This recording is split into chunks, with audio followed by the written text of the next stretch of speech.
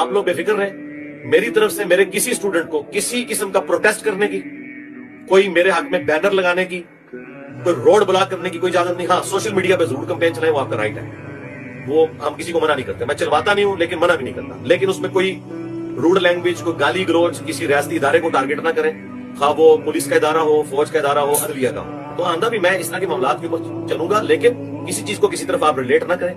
ये सिर्फ दारे हरकम का, हमारी एकेडमी का काम है कि हमने इसके लिए क्या तरीका अडॉप्ट करना है। आप लोगों को कोई इजाजत नहीं, आपने बस फॉलो करना है जो कुछ यूट्यूब पे अपलोड हुआ है, ना उसमें कोई माइनस करना है ना कोई ऐड करना है, वो आप अपना उसके वीलॉग सिस्टम बनाओ।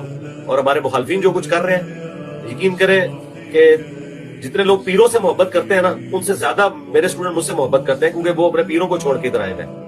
तो इसका मतलब आप समझते हैं कि कोई भी एक्स्ट्रा जुडिशियल एक्टिविटी कोई परफॉर्म करने के लिए खुद से कोई सरफिरा तैयार हो सकता है।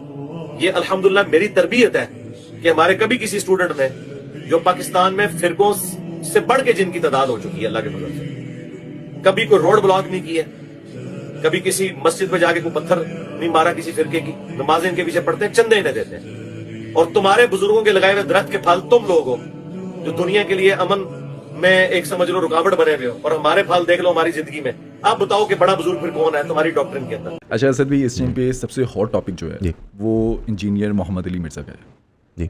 एक तो कंट्रोवर्सी पर बात करेंगे, लेकिन स्टार्ट करते हैं इस टाइम पे किन हालात में है वो? फैमिली से आपकी बात हुई, उनके जो करीबी लोग हैं उनसे आपकी बातचीत हुई? मेरे अली भाई के स्टूडेंट से बात हुई जो अकेडमी चलाते हैं, तो इस वक्त वो आई बिलीव जेलम जेल के अंदर हैं। और जब हमने कल वीडियो क्लिप रिकॉर्ड किया था तो तब तक 3 MPO के ऑर्डर में वो ज़ेर हिरासत थे। अब उनके ऊपर 295C का मुकदमा दर्ज हुआ है और आई बिलीव पीका का भी ऑर्डिनेंस लगा है। ज़ाहिर पीका का ऑटोमेटिक लगना है बिकॉज़ वो इंटरनेट के ऊपर चीज़ थी, और अब वो मामला प्रोसिक्यूट होगा। अच्छा, अली भाई के पास वकला भी हैं, मैं आपकी ऑडियंस को बताना चाहूँगा, उनके पास शागिर्द भी हैं वहाँ पे, अल्हम्दुलिल्लाह बिल्कुल खैर खैरियत से हैं। वैसे वो दिलेर आदमी है, तो कोई ऐसा मामला नहीं है कि उनके पास रिसोर्स नहीं अवेलेबल। हर किसी का जो उनसे प्यार करता है, चाहते हैं कि वो कोई मेरे को मदद करे, तो सर आप अपने घर रहें, वो अपनी मदद आप अल्हम्दुलिल्लाह कर सकते हैं। उनका पहला मुकदमा नहीं है, उनके ऊपर पहले भी कई मुकदमे हुए हैं, वो कोर्ट ऑफ लॉ के थ्रू ऑपरेट करते हैं। इवन जो उन पर 5 जानलेवा हमले हुए थे, तो वो भी उन्होंने मैटर्स लीगली रिजॉल्व किए थे। अच्छा, उन पर पहले भी 295C लगी है या फर्स्ट टाइम लगी है ये? उन पे पहले भी ब्लास्फेमी की चार्ज लगी थी, उसकी एग्जैक्ट दफ़ात मुझे याद नहीं है, अगर आप रिसर्च करके यहाँ पर डाल देंगे तो मुनासिब होगा। और उस केस को वो फाइट कर रहे हैं। 295C का मुकदमा अगर आपके ऊपर होता है, this is not a death sentence. मेरा पाकिस्तानी कानून के मुताबिक इख्तियार है कि असदुल्ला तारिक अपने होशो वास में अली भट्ट पे कोई भी मुकदमा इनिशिएट कर सकता है अगर मतलब उसने कोई क्राइम कमिट किया। पाकिस्तान का कानून अली भट्ट को इख्तियार देता है कि वो मुकदमा फाइट करे। अली भाई कोर्ट और रूल ऑफ लॉ में बिलीव करते हैं। अगर उनके खिलाफ 295C का मुकदमा दर्ज हुआ है, वो उस केस को फाइट करेंगे। जजेस थ्रू प्रॉपर लीगल प्रोसीजर उस पर फैसला करेंगे। अगर वो फैसला किसी पार्टी के पसंद का नहीं है, वो उसको अपील करेगा और ये मामला all the way to supreme court जा सकता है। ना अली भाई फ्लाइट रिस्क है, ना उनके कोई इतने वसाइल हैं कि वो मुल्क से गायब हो जाएंगे, और ना ही डिस्पाइट उनको मुल्क छोड़ने की ऑफरें बड़े बड़े अमीर लोगों से उन्होंने हमेशा रिफ्यूज़ की हैं। और उन्होंने तो पब्लिकली अनाउंस किया हुआ है कि मैंने ये मुल्क नहीं छोड़ना, मैंने इन लोगों को मुल्क छुड़वाना है। किन लोगों को? जितने भी ये मौलवी हजरात एक मोनोपली बना के बैठे हुए थे, जिनको वो बाबा परस्त कहते हैं, ठीक है, ये उनके अल्फाज में नकल कर रहा हूँ, मेरे पे 295 ला देना, थोड़ी मेहरबानी, ठीक है। इनफैक्ट मुझे 295 केस भी बना है। अली भाई ने कहा कि ईसाइयों के यहाँ एक अकीदा रखा जाता है हज़रत मोहम्मद सल्लल्लाहु अलैहि वसल्लम के बारे में, ठीक। उन्होंने कहा कि इस अकीदा होने के बावजूद इस्लाम हमें इजाज़त देता है कि हम ईसाई औरतों से निकाह कायम करें।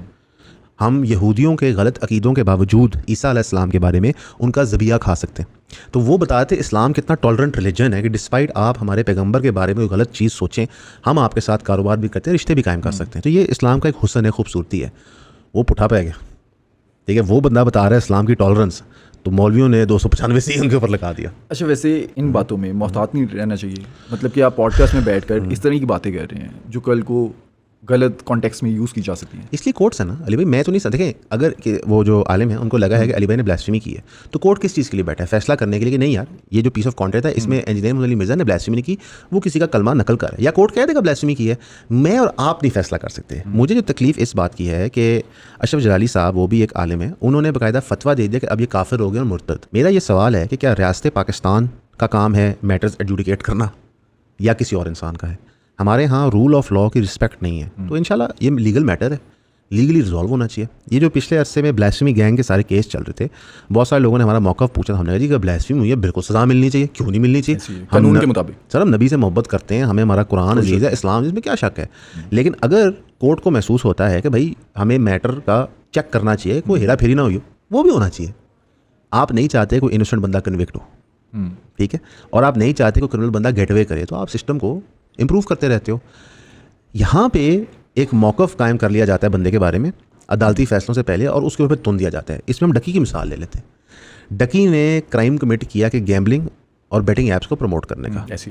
लेकिन पॉडकास्ट में FIA कहता है कि ये रोस्टिंग करता है, गंदा इंसान है। इस बात का उस बात से क्या रिलेशन है? अच्छा, लेकिन रोस्टिंग पर भी तो पीका लग सकता है ना। देखें, किसी की मर्ज़ी के बिना, मैं आपकी मर्ज़ी के बिना अपने प्लेटफॉर्म के ऊपर आपको गलत कहूँ, आपको गालियाँ दूँ, आपकी नकल उतारूँ, कुछ भी करूँ, आपकी मर्ज़ी उसमें शामिल नहीं है, पीका तो लग सकता है। तो मैं लगाऊंगा ना आप पे, स्टेट नहीं लगाएगा। स्टेट तो ज़्यादातर लगाएगा जब फसाद फिल अर्द होगा या मामला बढ़ जाएगा, लाइक इन बेटिंग। इस केस में स्टेट मदई हुए मेक सेंस कि भैया आप अवाम उन्नास का नुकसान कर रहे हैं। मोरालिटी के ऊपर स्टेट अगर एडजुडिकेट कर रहा है, तो चले मैं यहाँ से एक मासूमाना सवाल करता हूँ, कितनी तलाक़ें ड्रामों की वजह से होती हैं? तो आज तक किसी ड्रामे के खिलाफ पीका लगेगा? नहीं। कि सास बहू के रिश्ते को हमने एक कैंसर बना दिया कि जिस बेटी की शादी किसी घर में होती है वो सास से नफरत करती है, और सास बेटी आई नहीं होती उससे नफरत पहले कर रही थी, तो हमने उनकी ब्रेन वॉशिंग की है।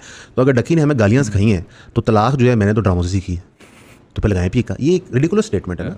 जो बंदा क्राइम कमिट करे to the full extent of the law prosecute करें, हम आपके साथ हैं। कोई आलिम, कोई मौलवी किसी बच्चे के साथ बदफेली या गलत काम करते पकड़ा जाता है, सबसे पहले हम कहते हैं जनाब केस करें, बनाएं और मुकदमे के थ्रू कन्विक्ट करें, सजा दें। अच्छा, उनको जब ये मसला खड़ा हुआ, एहतजाज होने लगे, धरने सुने के हो रहे थे, तो उनको 3 MPO के तहत हिरासत में ले लिया गया, ये स्टेप ठीक था? मेरे ख्याल है झेलम अगर आप शहर जाएँ, छोटा शहर है, 3-4 बड़ी रोड्स हैं, वहाँ पे अगर 100 बंदे का जत्था इकट्ठा हो कुछ प्रोटेस्ट करे तो शहर बंद हो जाता है। इत्तफाकन अली भाई की जो अकेडमी है वो कैंटोनमेंट के बहुत करीब है, और वो कैंटोनमेंट सेंसिटिव है, ठीक। तो आई बिलीव 3 MPO के तहत उनको अरेस्ट करने से कम उस वक्त उन्होंने उस इलाके में अमन कायम कर दिया। बिकॉज होता क्या है, और जो 3 MPO का कानून भी है कि आपने अवामुन नास की सिक्योरिटी देखनी होती है। होता है अली भाई मेंटली प्रिपेयर्ड हो जत्थे के लिए, जत्था प्रिपेयर्ड हो, लेकिन जो वहाँ पे हज़ारों लोग रहते हैं वो तो प्रिपेयर्ड नहीं है ना। तो वो तो समझ आता था। 295C का मुकदमा उन पर दर्ज होना वो भी समझ आता है, ये आपका कॉन्स्टिट्यूशनल गारंटीड राइट है कि आप किसी भी मुकदमा दर्ज कर सकते हैं, और अदालत का उसको प्रोसिक्यूट करना और फैसला करना वो उनका काम है। हमें पहले नहीं फैसले कर लेने चाहिए। मैंने अपनी राय दे दी नाकसी कि मेरे ख्याल से वो एक अकीदा किसी और का बयान कर रहे थे, वो खुद गुस्ताखी नहीं कर रहे थे, लेकिन इसका फैसला भी अदालत ने इन्वेस्टिगेट करना है, अदालत ने करना है। उससे पहले जब आपके रिलीजियस स्पीकर्स, प्रीचर्स फतवे दे देते हैं तो वो लोगों को मोटिवेट करते हैं, और याद रखिए ये वो बंदा है जिस पे ऐसे मोटिवेटेड 5 जानलेवा हमला हुए हैं, एक नहीं 5, कि किसी के बयान से मोटिवेट करके बंदे ने कार्रवाई एक्टिविटी इन पर परफॉर्म कर दी। अच्छा, आपका उनसे ताल्लुक भी है, आपकी बेशुमार मुलाकातें उनसे हैं, बेशुमार। लोगों को उनसे मसला क्या है? लोगों को उनसे क्या मसला है, या बहुत ज़्यादा वायरल हो गए हैं? 2 मसले हैं। एक जो मोनोपोली थी रिलीजियस एजुकेशन पे, वो जिन लोगों के हाथों में थी उन्होंने उसको हेविली मोनेटाइज किया होता, सारों ने नहीं, काफ़ी सारों ने, ठीक। उन्होंने उनके बिजनेस मॉडल्स को हिट किया। दूसरा, अली भाई की जो चर्ब ज़ुबानी है, उनकी एबिलिटी टू स्पीक है, वो वाकई इंप्रेसिव है, ठीक। उसकी वजह से उन्होंने अपने आप को 7, 8, 10 साल में बहुत ग्रो किया, बड़ी मेहनतों के साथ, और वो किसी का कोई लिहाज नहीं रखते। इमरान खान गलत बात करे नहीं छोड़ते, सही बात करे कहते हैं सही बात है, इस्टेब्लिशमेंट गलत काम करे नहीं छोड़े, सही काम करे तारीख दें, तो वो इंडिविजुअल केस बाय केस से फैसला करते हैं। अब मसला क्या होता है, कभी PTI उनसे नफरत करती है, कभी मोहब्बत करती है, कभी इस्टेब्लिशमेंट उनको पसंद है, कभी नहीं करती, कभी कोई आलिम पसंद करता है, नहीं करता।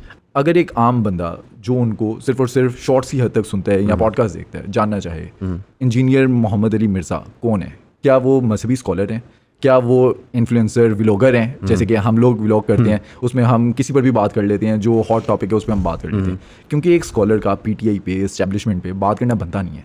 नहीं, आपने 2 सवाल पूछे हैं। पहला सवाल ये कि वो क्या है, वो मजहबी दाई हैं। अच्छा, he is a religious preacher. Religious scholar होता है कि किसी ने कोई स्कॉलरली चीज़ की हो फिक के अंदर स्पेसिफिकली। हाँ, आप उनको सेक्टेरियनिज्म में स्कॉलर कह सकते हैं, सेक्ट्स के मसाइल में डेफिनेटली स्कॉलर, लेकिन फिक के मामले में स्कॉलर नहीं है। तो मैं उनको समझता हूँ रिलीजियस दाई है, ही इज़ अ प्रीचर। अच्छी बात है, होना चाहिए। अस्सलामु अलैकुम वरहमतुल्लाहि वबरकातुहू। जी नाज़रीन, उम्मीद है कि आप तमाम दोस्त खैरियत से होंगे। इस चैनल बनाने का मकसद सिर्फ़ एक है कि आप लोगों तक कुरान और हदीस का सही मानों में तर्जुमा और तफसीर पहुँच सके, इस्लामी और तारीख़ी वाक़यात, वो भी कुरान और हदीस के रोशनी में, और मौजूदा ज़माने में जो कुछ हो रहा है उस पर इस्लाम का एक नज़र, और मशहूर उलमाए किराम के बयानात और कुरान और हदीस के तफासिर आप लोगों को इस चैनल पर मिलेंगे।